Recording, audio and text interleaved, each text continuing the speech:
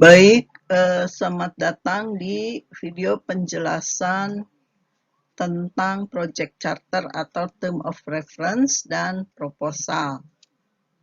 Project Charter atau TOR adalah dokumen dasar bagi pekerjaan proyek yang akan dilaksanakan oleh tim yang sudah ditunjuk atau yang sudah disepakati oleh pelanggan.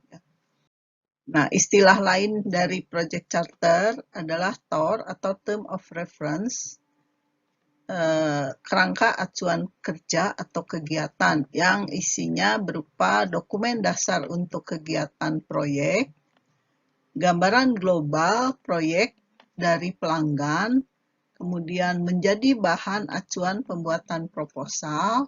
Jadi TOR ini adalah dasar nanti proposal atau planning ya, perencanaan proyek akan dilakukan.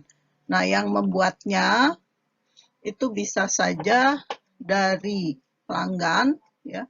Jadi sudah ada atau kalau misalkan karena proyeknya spesifik berbasis IT atau sistem informasi bisa juga dibantu oleh pengembang atau konsultan.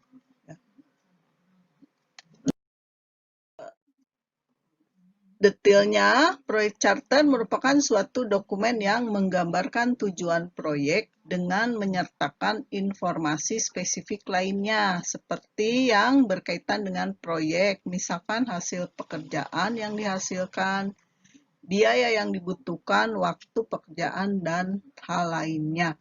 Jadi, gambaran global dari proyek. Nah, kapan diterbitkan? Diterbitkan kalau kita lihat dari siklus siklus hidup proyek, kita tahu ya ada tahap initiating, planning, atau kadang ini digabung. Kemudian executing, di mana executing adalah pelaksanaan proyeknya yang berhubungan dengan metodologi pengembangan ya kalau kita membangun sebuah sistem informasi. Kemudian ada monitoring selama executing dan pengakhiran atau closing. Nah, project charter itu dibuat pada saat initiating. Jadi sebagai masukan untuk perencanaan ya, proposal itu tadi. Nah, elemen-elemennya itu ada beberapa template ya. Bisa seperti ini, ada judul, manajernya. Nah, manajer kalau belum tahu biasanya ini bisa dari perusahaan atau perannya. Begitu juga dengan sponsor. Sponsor bisa perorangan, bisa dari perusahaan. Kemudian jadwal nih, awal proyek dimulai, akhir proyek. Nah, selain itu ada ini kebutuhan bisnisnya. Kenapa proyek ini dilakukan? Kemudian cakupannya, hasil dari proyek, kemudian risiko-risiko dan isu yang mungkin muncul. Nah, ini sebagai kendala ya. Kalau misalkan proyek ini gagal, kalau misalkan proyek ini terlambat dan sebagainya. Kemudian asumsi atau ketergantungan, keterkaitan.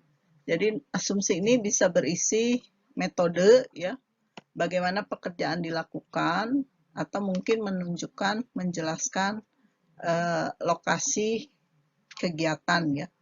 Kemudian biaya, nah ini biayanya bukan dirinci tapi hanya disebutkan totalnya atau poin-poin yang penting ya. Nah, misalkan poin-poinnya mengacu ke jadwal ini. Milestone adalah kegiatan yang menjadi patokan atau kegiatan penting. Contohnya di sini ada upload, kemudian ada hasil testing ya, testing UAT itu user acceptance test, testing yang sudah diterima oleh user. Nah, ini tanggal. Jadi finansial, biaya juga bisa berdasarkan ini, atau cukup misalkan disebutkan tidak lebih dari sekian. Timnya Ada manajer, ada project project sponsor ya, ini project manager, kemudian ada member. Nah, member biasanya disebutkan dulu aja perannya karena belum tahu siapa yang akan mengerjakan. Kemudian, nah, di dalam tahap initiating, selain project charter, kita juga memiliki dokumen awal, yaitu yang disebut statement of work. Jadi, nih, perbedaannya dengan project charter adalah kalau statement of work, dokumennya berisi persetujuan antara klien dan si konsultan. Jadi, belum formal ya, informal. Kalau project charter sudah formal yang dasarnya berdasarkan ini, SOW. Kalau project charter sudah formal, artinya proyek akan dikerjakan oleh perusahaan yang sudah ditunjuk atau pemenang dari lelang ya, tender.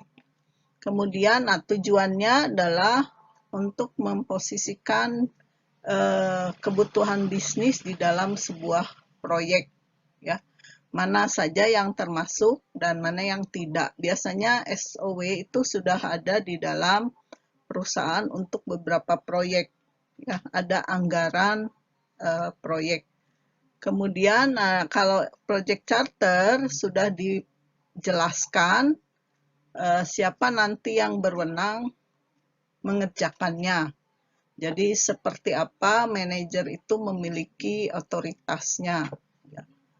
Nah, apa saja isinya? Di sini ada cakupan, ya, kemudian hasil yang akan diusulkan, yang harus dilakukan, kemudian asumsi proyeknya apa,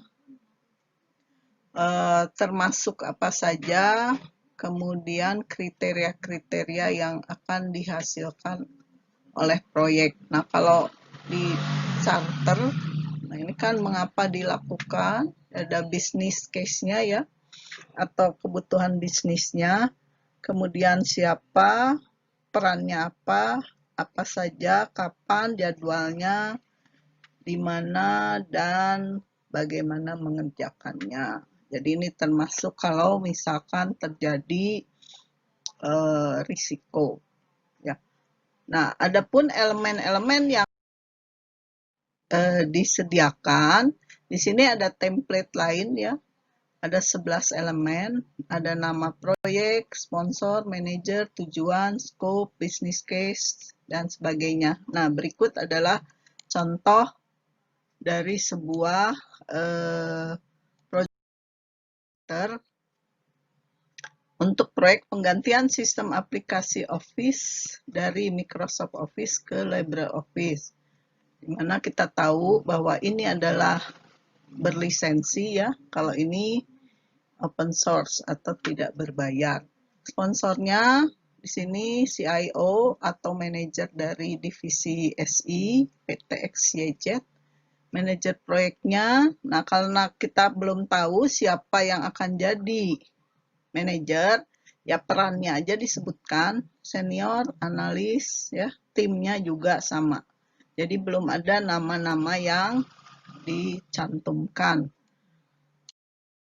Adalah tujuan proyek mengganti aplikasi Office 2016 dari Microsoft ke yang open source pada 200 unit komputer dan siap dipakai pada tanggal sekian.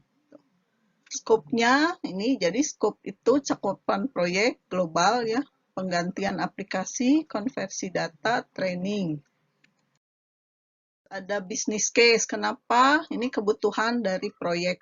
Kenapa dibuat proyek tersebut atau dilaksanakan proyek tersebut. Nah, ini di sini disebutkan untuk menghindari pelanggaran Undang-Undang ITE ya.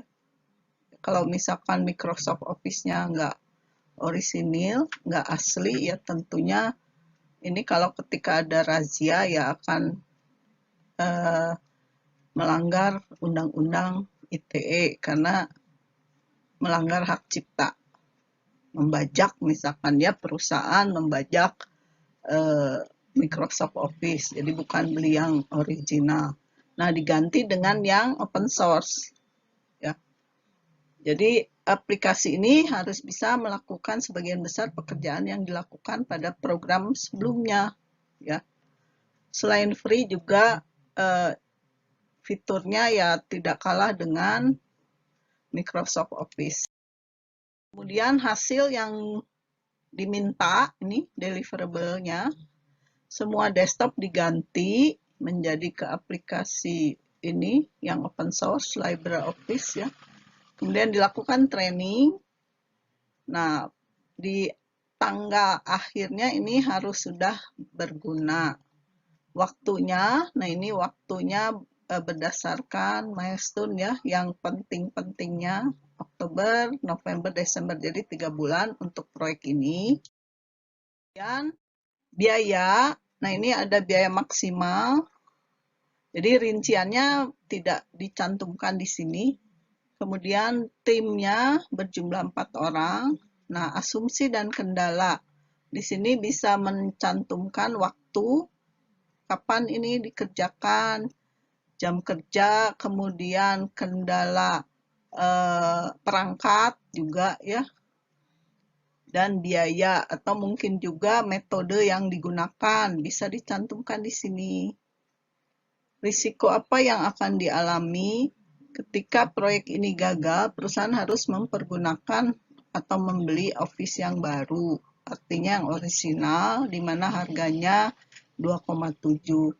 Jadi kalau misalkan ada 200 unit ya dikalikan. Ini dibebankan kepada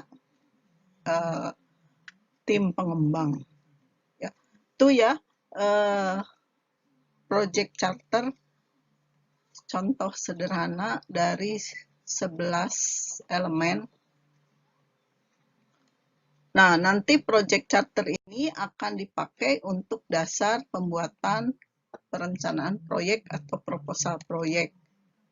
Apa itu proposal proyek? Adalah dokumen yang merinci ruang lingkup proyek, biaya, dan jadwal. Jadi kalau di sini rinci, kalau tadi global, charter ya, di sini sudah rinci, kemudian timnya sudah ditunjuk, pemenangnya yang mana.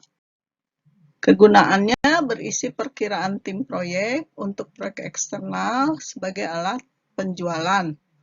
Artinya kontrak ya untuk pembelian. Di sini isi outline-nya, judul, daftar, isi ruang lingkup keuangan. Tapi sebetulnya banyak dari template ya, tergantung kebutuhan dari si pelanggan. Selanjutnya di 5 ini adalah rencana, menggambarkan langkah-langkah rencana untuk membangun proyek ya. Kemudian penerimaan berhubungan dengan diterima atau tidaknya sistem oleh user. Jadi biasanya dikerjakan lewat presentasi ya, untuk memastikan bahwa proposal ini diterima. Kemudian penjelasan kondisi dan asumsi, berisi semua daftar kondisi dan asumsi yang mempengaruhi biaya proyek dan istilah-istilah yang digunakan dalam pengerjaan proyek tersebut. Ya. Nah, ini contohnya tadi di sini ada yang outline-nya seperti itu ya. Kemudian nanti dipresentasikan, nah contohnya seperti ini, siapa saja peserta timnya, kemudian garis besar dari proposal, kita bisa lihat dari charternya atau KAK-nya atau TOR-nya, diperbanyak tentunya ya, dibagikan kepada peserta rapatnya, rapat awal proyek, biasanya itu istilahnya adalah kick-off meeting ya. Beri waktu, jadi si pesertanya buat baca dulu, setelah itu baru dipresentasikan. Nah terakhir biasanya diakhiri dengan saran dari user ya, atau diskusi. Nah demikian dari penjelasan tentang project charter dan proposal eh, untuk proyek-proyek yang berbasis teknologi. Ya, wassalamualaikum warahmatullahi wabarakatuh. Semoga bisa dipelajari dan dikaitkan dengan pekerjaan proposalnya.